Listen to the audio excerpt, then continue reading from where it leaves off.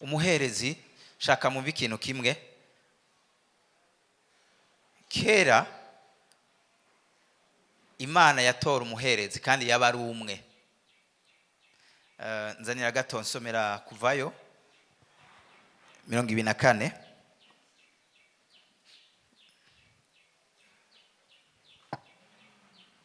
kubera ku murongo wa mbere. Birivuga ngo Uhoraho abarira Mose ati duga hondi mwe na Aroni na Nadabu n'Abihu n'abakuru mu Bisirayeli 70 musenge mukiri kure. 2 niho nshaka. Mose abari we yigira hafi yanje wenyene. Ubu bwari ubuherezi bwa kera. Imana yatoranya umuntu ari wenyene. Abandi mwibaze n'abashwanye n'abapfuye ikintu n'uwivye.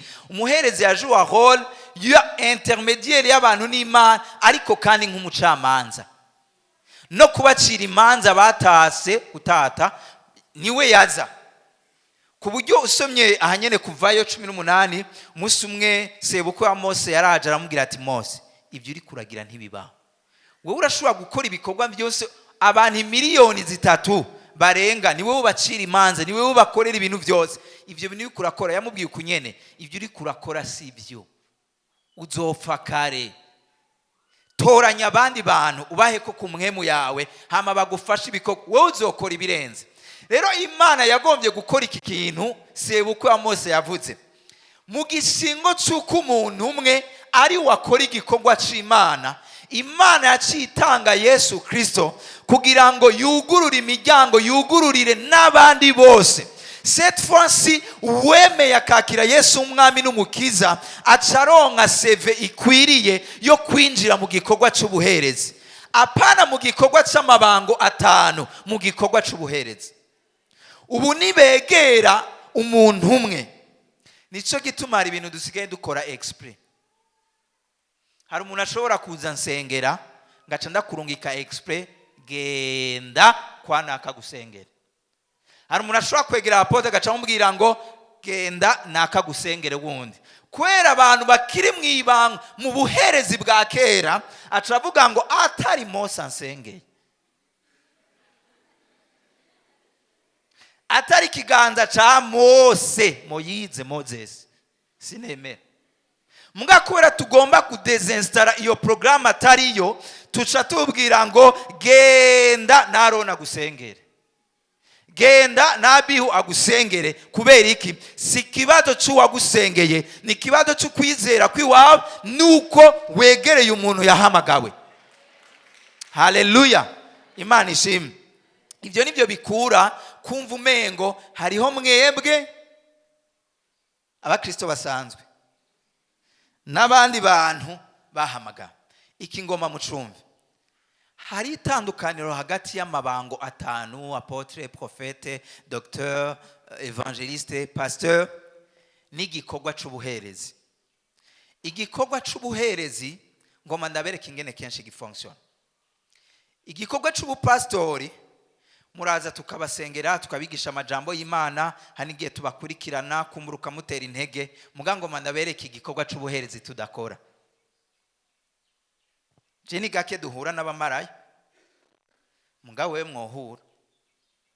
Urashobora gusanga mubana, urashobora gusanga mukorana. Jeni gake duhura n'umuvunjayi, mugawe urashobora kubura umuvunjayi, bikoroha ko muba muri kumwe. Igikorwa c'ubuherezi kiza gukora ryari? Gihera muri relationship, mu kintu muhuriye ku rujya muntu kanaka. Murahuriye ku kintu, uri umwigisha, Jesi ndabashikira kenshi.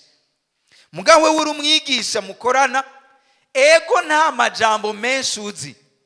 Muntu umwe nza Yesu murabizi umuntu yitwa Andre. Andre igikorwa ca mbere kidasanzwe yakoze. Murabizi ko Andre ari we yazanye Petero Yesu yasigiye uburongozi. Andre niwe yamuzanye kwa Yesu. Yaragiye yumviriza Yesu ati ye, acariruka ati Petero nabonye umuntu avuze ingene avuga honye uwo mwumviriza. Ndakwarire bimwe wiyemera ngo urazi kuvuga ga Petero, azi we kuregeteza. Nabonye umuntu avuga amvuga amajambo ateye ubwoba, ararukwega nivyo hinge tugere rushitse ruca rurafatwa. noneho nushobora gusanga uri umuherezi mu buryo bwo gutumira. Ego nta maverse meshutse mugasanga wibambiye ku muntu ati mon frère ndagutumiye ahantu dusengera, uhashitse din ukabishira muri melody ukamuzana. Mbe nuzi ko ushobora kuba uri umuherezi mu buryo bwo gufasha abantu? Mbe nuzi ko ushobora kuba uri umuherezi mu buryo bwo guhanura? Ugasanga wewe nuri wa muntu ari niryo mugabo iyo uri kurabona ikintu kitagenda neza ntuhora, usanga wabwiye uwo muntu kandi mu bugwa neza. Mbega urazi ko ushobora kujua hole y'umuherezi muri ico gikorwa? Reka ngomba mve muri Ecclesiastique, twese twumvise umuherezi tuza kuganira ku bintu bibiri: gusengera umuntu, kumubwira ubutumwa bwiza. Reka tureke kubigumisha gatoyi, reka tuvyoroshe. Basi guhanura, basi gutumira, basi gufasha umuntu. Murazi ko abazungu uyu munsi mu bintu bakora gake ibi tugira dufate croisade d'évangélisation ku kibuga, ku mashuri, hariya ntibikiriho cyane. Murazi evangelisation yaba ahantu ihagaze, isigaye ihagaze mu bijanye no gufasha. Barumva ko ubutumwa bwo hava bushikira umuntu mumusanze ku gatumba, mugasanga nta mesa, mugaca mumuzanira amasabuni, hama mugaca mwicara mukaganira mu gisabuni wayigutse. Mugasanga biroroshe ko usanze batambuto bakironka, murazanye murakotije, murazanye imbuto, hama murabahaye imbuto, hama mugaca mwicara mukavuga ngo Yesu ameze gutya anye. En fait biba tangible, ibintu bifadika. Hama ubuherezi ngomba mwumve, mbwira umuntu akwegereye naho ari karanyumva, mubwire ngo na wewe uri umuherezi kandi ubwirizwa kwifata nk'umuherezi. Mubarire, mumbariza ati niki wari kurakora kiranga umuherezi, gihuza abantu n'Imana. Yakwishuye mbe canke yaciye yunama? Imana ishimwe. Muramizi umuntu yitwa Yosefu, apana Yosefu umugabo wa Mariya, siwe mvuze Yosefu batubwira ni Arimatia, yari umutunzi. Muga yarajuwe hore y'umuherezi, atavuze ubutumwa, akoresheje igikorwa c'ubutunzi Imana yamuhaye. Mu bisanzwe bahejeje kwica Yesu, baranatanze bamucunge. Mugabo Yosefu kubera denariyo yiwe, inzege ziwe, ashitse ubundi yavuze ngo nibaza kwigiye bafata Yesu, Yosefu ntiyari hafi. Iyo aza kuba hafi ntibari kumufata. Kwera yaca yandika kishikira kwa Pilato no kwa Herodi, agaca avuga ati urabizi ndahagarika imfashanyo. Urabona leta nariko ndayigurana, nariko ndayifashe, uwe muntu nimumukoreko. Ti ngira Yosefu yari yagize voyage agiye kurangura. Kwera mwibuke ikiziga ciwe nta numwe ari karagitanga. Muga Yosefu ashitse kubera idenariyo murayumva. Ashitse turavuga ngo ndasabye ikiziga ciwe tugomba kumuhamba, tugomba kugifata neza. Baciye bamuhereza. None nimumva ko ari karaje wa hole y'ubuherezi muri faso yiwe. Niki rero umuntu wese agomba kumva, nikihe kintu Imana yampaye nshobora gukoreramwo ibango ry'ubuherezi mu buryo bucanka ubundi, kuko ibyo nagomba ndabibabarire. Reka mere kuri umuherezi, icambere imbere yuko akorera abantu yabwirizwa kuba afitaniye relation n'Imana. Bwa mbere na mbere mugiranire relation n'Imana, hama Imana icibamenyesha la grâce iri kuri mwebwe, mubwirizwa kugaragaza mu buherezi, hama muce mugenda muyikore. Imana ishime cyane, Imana ishime cyane.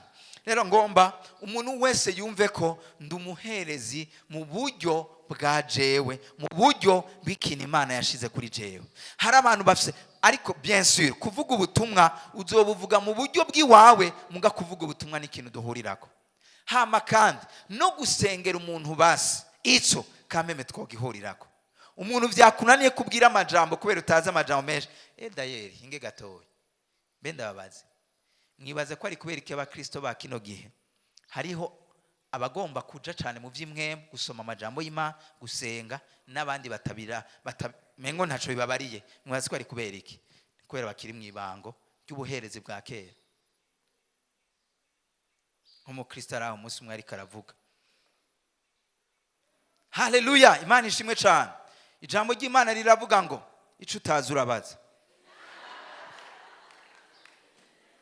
ubugirigiri bugira babiri iryo jambo ry'Imana ryanditse hehe uzi imigani myinshi kurusha amajambo ya Bibiliya n'ubuherezi bwa kera aho hari umwe yarabigenewe ariko ariko bantu b'Imana mwumve faveur tureka guprofita abantu handi hinjira umwe Yesu yarakuyeho igitambara twese turafise droit yo gushika tukumva tukabona tukamwiyumvira pourquoi ne pas profiter ubwo buntu Imana yatugiriye sibyo Imana ishimwe cyane ngo hari ijambo ry'Imana ngo sindarizi neza ngo muri Matayo ngo senkani ngo Matayo senkani irabaho ngo urabona ngo sira ngo wa mugore wa Paulo Yesu we Paulo yagize Maria jijyari ngo mandabaza akantu gatoya murabe iki gicapo mucumve Pastor Claude Papanede kira gutya amusishengera uyu arafise ibiro yicaramo hama kandi kugira ubishikemwo nyene nabyumvishe shatse kuvuga nta kintu gihura numva kinyoheye nk'iyo je ninjiye ngaca ndaba gusa ko ngaca numva ko ntarinda kubaza ngo ari kumwe n'umuntu muganga ngaca ngenda ninjira gutya nemye kwegera ibiro igicapo c'abakristo ba kino gihe ni ingene Yesu yatanze droit yo kwinjira mu biro bikuru mugatuguma tugomba ko tubanza kubwira ngo ari kumwe n'umuntu mumbarize mwonsabira audience kandi we ufise uburenganzira bwo kwinjira mu biro bikuru ico nico kintu tutariko turamaximiza ico nico kintu abenshi bariko barahendegwamwo entre guillemets n'ababa bita bavugishwa bukuri ariko bariko baramanipira abantu bakiri muri mumbarize mwumva ivuga ngo iki muri kino gihe ivuga ngo iki kandi abanya kugira Imana nyene ugasanga bamafise ibyo bavuga umutelefone Imana ivuga ngo mwijoro Imana ivuga ngo iki Imana iri kivuga ngo ivyo bintu birababaje yumvire ufise reka navuze uyu mu mukuru w'igihugu ukabuzi ko ufise ligne direct muvuganako mugabo ugacurinda guca muri ya protocole yose wari ufise droit yo kwinjira ubuherezi bwa Kristo bwagombye kutuzana twese mwibango ry'ubuherezi uyu munsi rero tugomba ko umukristo wese aba ari karatwumva urafise uburenganzira bwo gusengera umuntu ukamwingingira kandi Imana irakumva urafise droit yo kuja mu ijambo ry'Imana Imana ikaganira nawe urafise droit yo gukora igikorwa c'Imana cose nivyo mwese nituzokwira aha nitwohaniganira edaye twoza twese tuzohava dusanga tutahakwira Imana ishimwe ariko umwe wese arafise igikorwa abwirizwa gukoreramo Imana ibahezagire cyane Imana ishimwe nagoma dufate iyi minota turiko turasenga dusengera iki ninde muntu 80% 70 90% y'umuntu yisanga ariko arisengera ariko arasengera umuryango wiwe gusa ibintu bitona kenshi ube sincere Imana ibahezage nagomba twese nagomba dufata umwanya duhaguruke tugomba gufata umwanya dusengera iki Mana turagusabye igicapo c'ubuherezi wewe wifuza muri iki gihe cacu tugomba kubona abantu badafise mvuge gute sindi kono yita titre canke ministère évangélique apostolique prophétique mugabo bafise umwitwarariko w'abantu hajya hanze bafise umwitwarariko w'impinduka z'imiryango aha harashobora kuba abantu nta bango bagusigiye ryo kuba umuvugishwa canke iki ariko urumva urajwe ishinga n'abajene bari mu rumogi canke urafise urajwe ishinga n'imiryango huzuye amadivorce n'ibindi ego ubwo nibwo buherezi bwawe aho niho hantu ubwirizwa kugirira ubuntu no kugwiriza inkomezi zawe wewe kumbure nivyo nta bango ry'intumwa urumva canke ufise ariko urafise igikorwa c'ubuherezi muri domene kanaka urimwo nico gituma ndagoma muri umwanda ufata umwanya turiko turasenga tubwira Imana turagusabye igicapo apana igicapo c'ubuherezi bwa Mose oya Mose yari wenyene ariko umunsi hariho ba Alexi hariho ba Odas hariho ba Bidi hariho ba Greta hariho ba twese twe muhamagariwe igikorwa c'ubuherezi muri domene twese turimo